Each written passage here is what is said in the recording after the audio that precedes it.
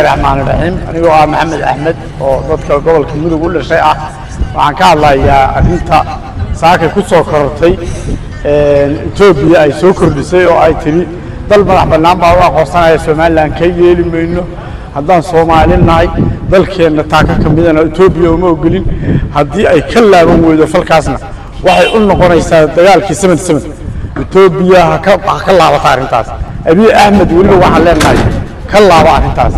warkeenu inuu si toos ah ku soo gaaran doonina insha Allah ko horta ka xumaay in madaxweyne Muuse Biixi Cabdi oo arintaas oo dhan u liidata uu sameeyo in uu dad iyo dunyada dadkooda dhaxas in yara kaliya ay amsiika gaaraya oo ودن كمية ودن درس كاسي. أرنتاس وأرن أجي هذا الله حماه شعب كالكعية يجوهن شعب الصوماليين وأرن أكود حمادين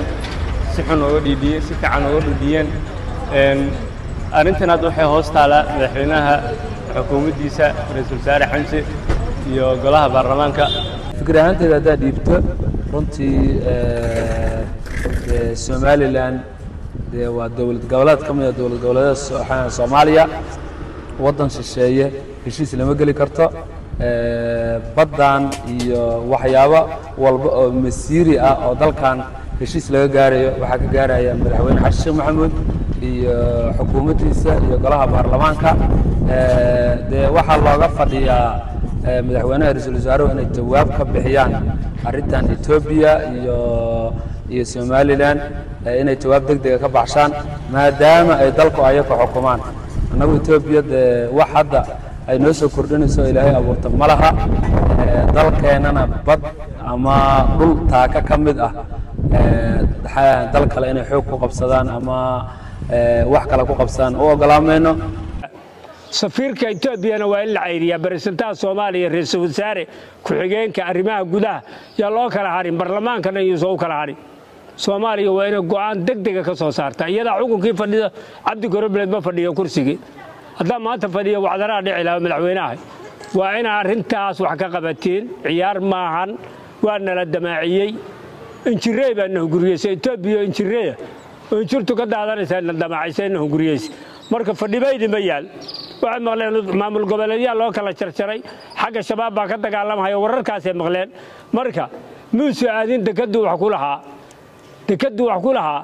ala tariye ahayd mana aadin darbaaxadii ala tariye ku dhufatay marka midii aan ku dhufanay bay wali cugdadooda qabaan laakiin maanta ka fiicanna ka hadlo shirka leeyahay madaxweyne maamul goboleed oo Soomaaliland madaxweynaha Muuse Biixi iyo Itoobiya heshiisay waxaan leeyahay waa qalad Itoobiyana Soomaaliya fargelinta ka dayso